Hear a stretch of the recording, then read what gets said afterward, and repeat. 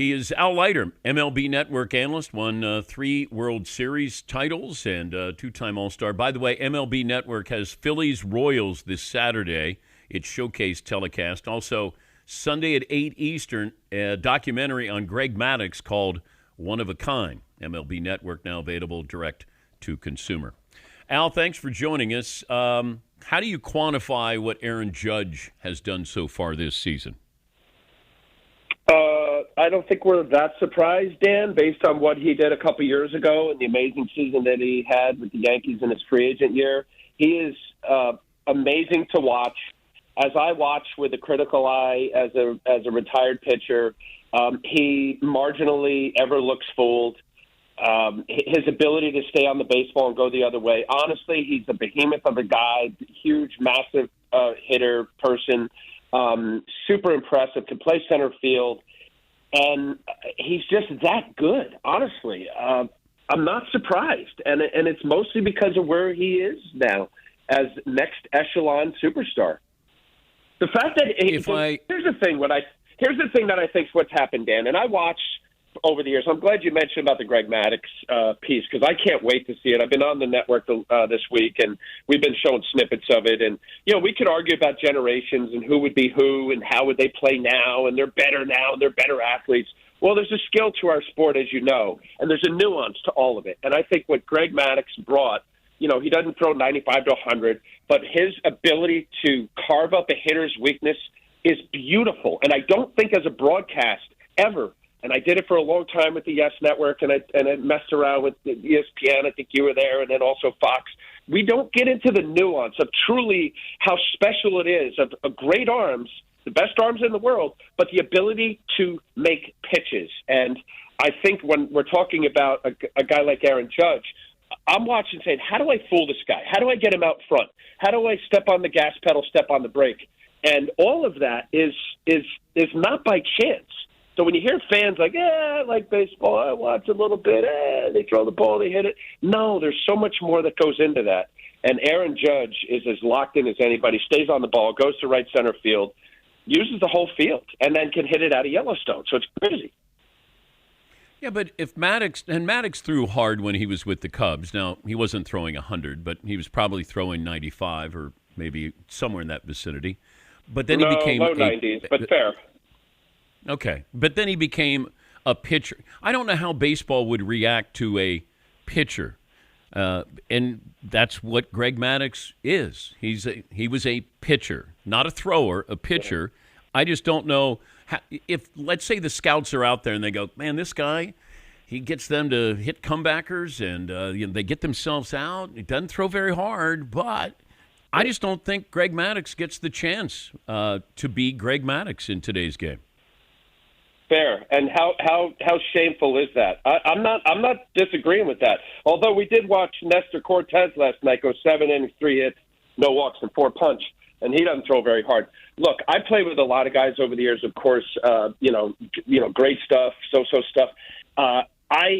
Here's the issue. When you have the nuance that's overlooked based on metrics, based on analytics, based on statistics and angles and vertical approach angles and horizontals and spin efficiency and all that, you lose the sight of what the guy is actually trying to do. And that's to stand on the mound, look at the hitter, know his strength and weakness, and play the cat and mouse. As the piece said, there's a part of the piece is Barry Bonds, they're talking about the same at bat. And, Barry alludes to a comment. He says, now we start playing chess. And I love that comment because it really is a thing. And I could tell you, all I ever keep hearing about in this day and age is that hitters can hit a speeding bullet. Oh, yeah, well, a hitter, if he knows it's coming, he can hit it. Yeah, okay, well, why are we all just enamored with always trying to find the guy that throws it 95 to 100, but that has very little idea of where it's going, the random act of throwing the baseball and hoping that you throw it somewhere. So I hear you. I don't know. Yep. But social media falls in love with this. Like, baseball is how far did you hit that home run? How fast did it leave the ballpark? How fast are you throwing, this pitch? So baseball's doing this to itself. Yeah. Well, so I think fair, and I'm not in any rooms to take the study or the surveys on all of this, but I think as a result of technology, and it's all the sports. I mean, you're at ground zero of it, talking to guests all day with every sport. We're enamored with the next wave of technology. I could tell you, my son, he's with the Rangers. He's in AAA, and they have in the PCL, I guess in all the AAA, they have the challenge, the ABS, balls and strike. And I'll be honest with you, I am old school. I want humans to be in charge of the game and not a computer. However, I think the challenge of balls and strikes, and it's happening, and it's very quick, Dan. It's boom, you're up at plate, I throw a pitch, they call it a strike, you tap your helmet, I don't think it was a strike. You look at the board, and it's 7 seconds. Boom, umpire right or wrong. And it's putting accountability to the umpires. I don't mind that. I don't want a full robot, but we're enamored by that, right? I was just out at there was a charity thing with Agassi and a bunch of the tennis players out there. I did think about you because you used to make fun of me about how I used to grunt, and they were all grunting last night for some reason at the U.S. Open, just playing around. Remember, you used to play. He goes, "Oh, Leiter. Oh, Agassi. Which one? Oh, Steffi Graf. Oh, yeah. So I'm gonna pop him one day." Yeah, but that's how you pitched. You grunted like a tennis player. I didn't make up something. You would throw that 89-mile-an-hour fastball, and you go, ugh. No. Time out. You're talking about Greg Maddux. I threw up to 97 miles an hour, and I threw a cut fastball that guys couldn't hit or center. So that cutter was about 88 to 91. So give me a couple miles an hour there, Dan, man. Well, no, you used to throw really hard, and then all of a sudden you became more of a pitcher. But, like, Ben Joyce threw 105 the other night, Al. I mean, at what point, how far can you go with how fast you can throw a baseball, in your opinion? We'll find out. But I do think, as talking about Maddux and generations of pitchers and all that, how they evolve. I do know this from firsthand watching my son. My son touches 100 miles an hour the other day. I never did that. My son is barely 6'1".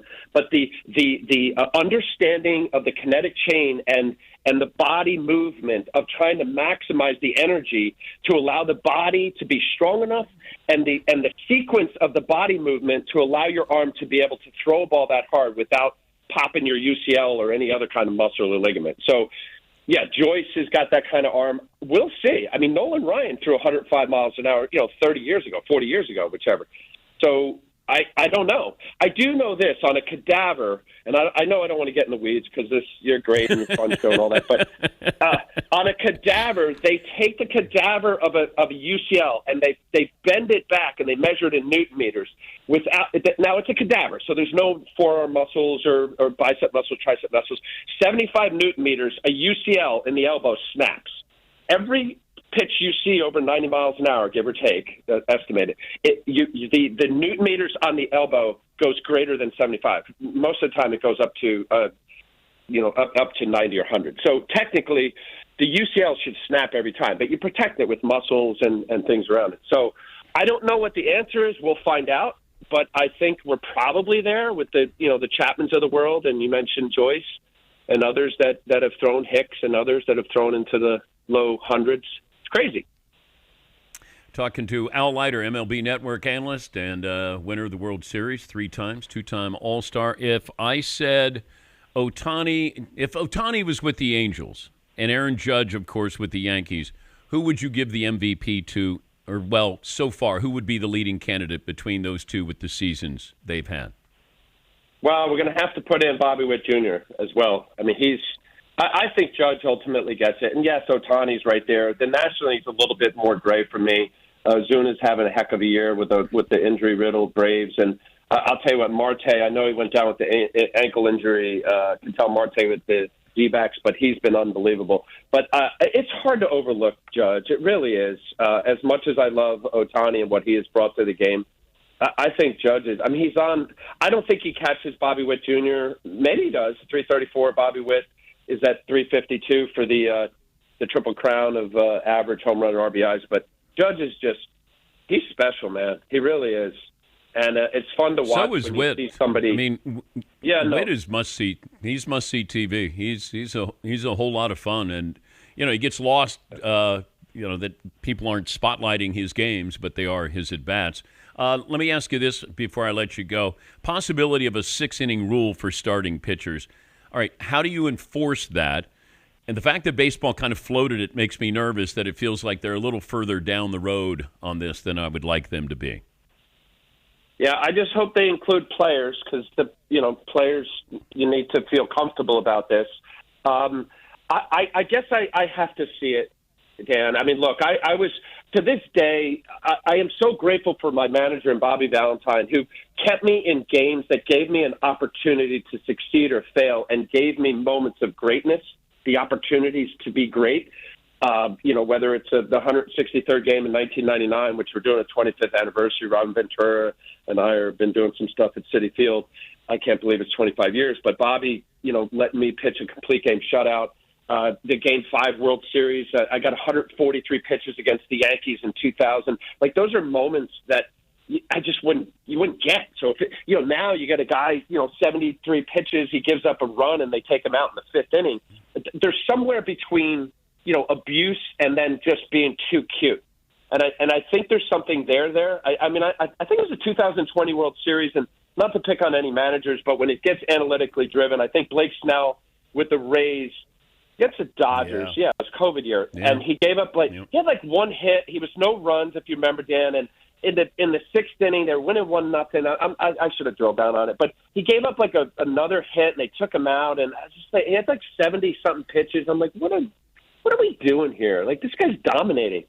But yeah, so I'd have to see it to embrace it because now you're really messing with managers' ability to manage the game. Would you have been pulled in your no-hitter?